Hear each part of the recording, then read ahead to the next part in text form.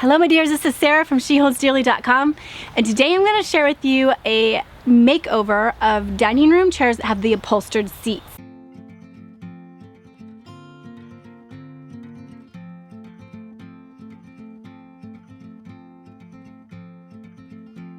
So I got these two chairs free from a friend, and I am ready to give them a full makeover. I am first going to remove the fabric part. We're going to deal with this secondly. There's two parts to this video, and I'm going to deal with the frame first. So I needed to make a decision. I really liked like maybe a chippy white look on it, and then the other look I thought was just raw wood, so use citrus strip and just go down to the raw wood. So I asked on Instagram, you guys overwhelmingly voted for the raw wood, and then I sampled it, and that's really what I liked as well. So I'm going for it. We're gonna take off the old stain and varnish. The quickest way to get off paint or stain or varnish on flat pieces of wood is to use a sander. So I'm gonna use an electric sander so I can speed up this process. And then anything else that's curved or detailed, you wanna use citrus strip. Well, you can use citrus strip on the flat pieces too. A lot of times those sanding can go faster. Once you put the citrus strip on the detailed areas and you let it sit, directions say 15 minutes, but I like 30 minutes. Then I come back with steel wool on those really detailed areas, and I just scrub on it and then dip it in water, and I keep scrubbing it off. It rinses off with water, and you just go, a lot of times I will have to repeat this process 3 times before I actually get it the way I want it. And then at that point, I clean it all off with water, and if I have like a paint thinner, I can also do some of that just to give it a super squeaky clean finish. Then I'll let it dry overnight usually, and then I will sand it with like a 220 grit sandpaper to make it really buttery. And at that point I can stop, or I can add a clear wax. I could add an oil, like a hemp oil, or I could add a clear top coat. So I haven't decided what I'm gonna do with that, but I am at the point where I am ready to completely get back to the raw wood on these chairs. So we're gonna do that next.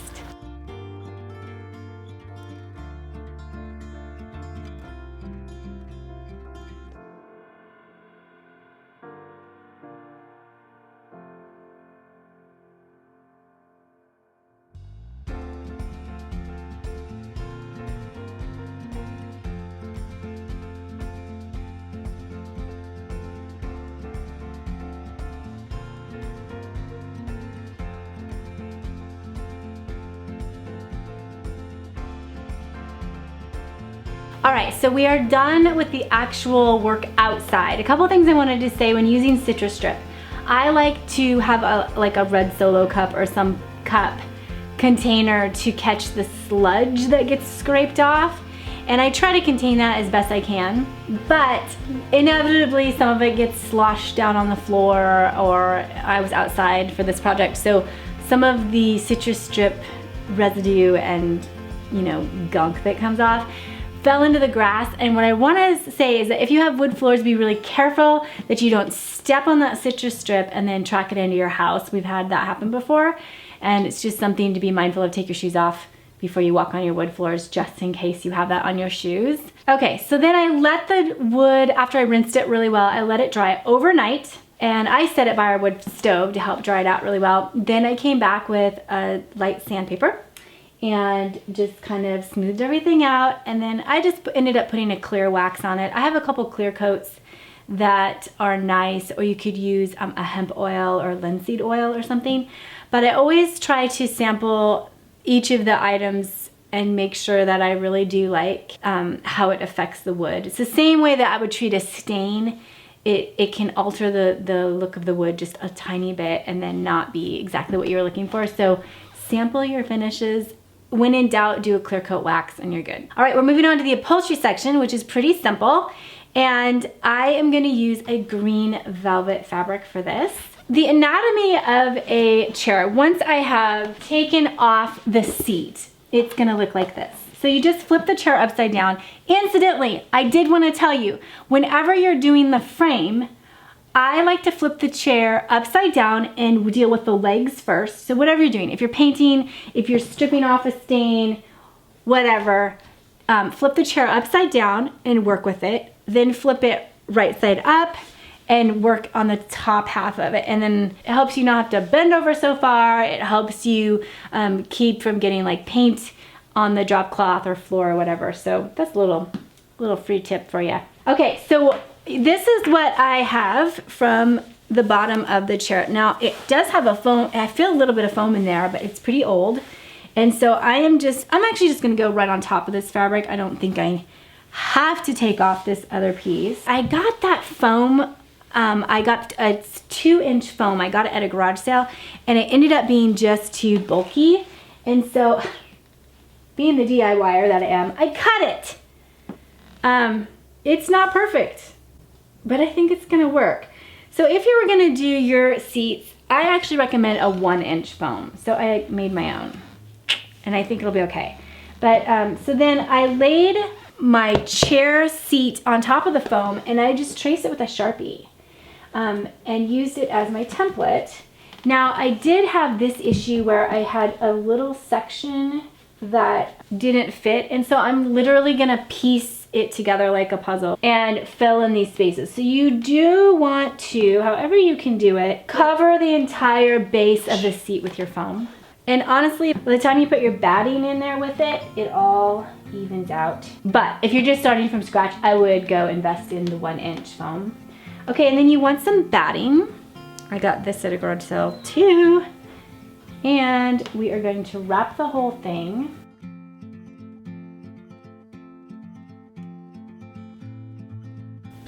Flip it over. And this is where we staple everything in place. So I use a pneumatic stapler and I will link it for you below. The only thing I don't like about this Porter and Caber stapler is that it doesn't have a safety switch on it, but just have to be extra careful. I always start in the middle of one side, okay? And I pull my foam. This is how I do the fabric as well, but we're gonna start with the foam. I pull it over in the middle. I don't do the whole side. I go to the opposite side and I pull it up as well. And I do the center so that the tension is evenly dispersed. And then I come back and I finish that side, okay?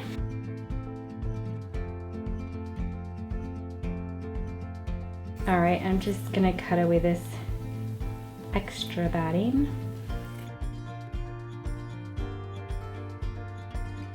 And then I'm gonna deal with the corners last. So let's do this side now in the middle.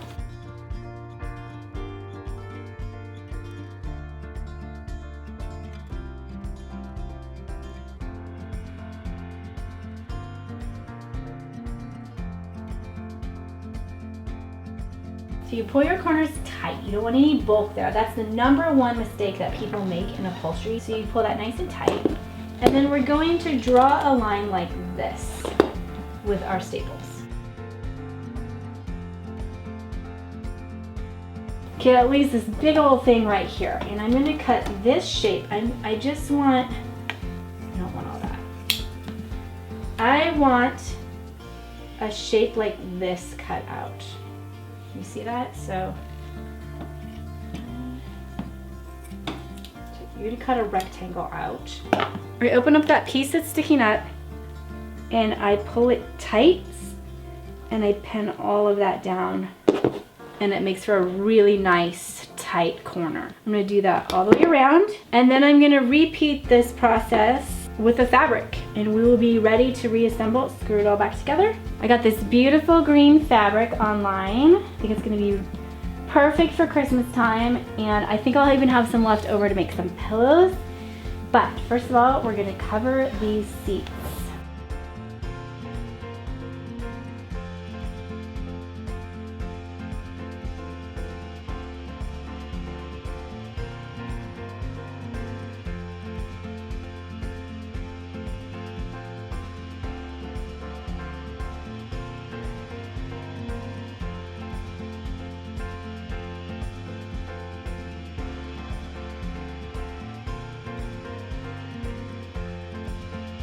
All right, so I got it done pretty much. The only thing I'm seeing is that I didn't actually strip off the stain here.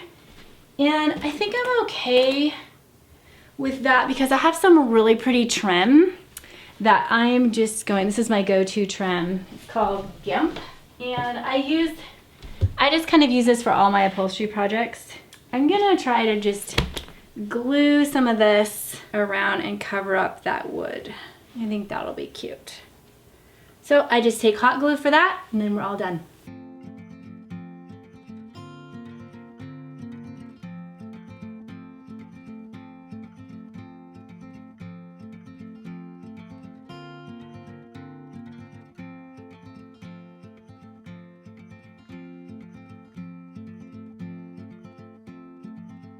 These are the kinds of things that we do in the design school that I have. It's called Behind the Scenes. We take new students, it's open to the public in March and September. So if you're interested in joining my design school, there is a link below. There's a wait list called Behind the Scenes waitlist. And you can join us for more in-depth upholstery classes and all the things that I learned in design school.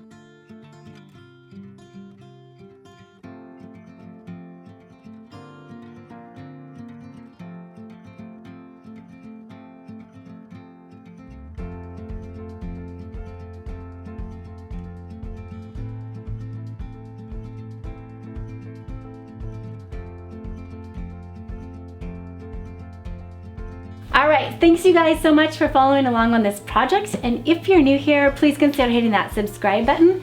I do post regularly. We try to do Tuesdays and Fridays, and I share my professional design advice for the DIY home life. All right, take care. I'll talk to you soon.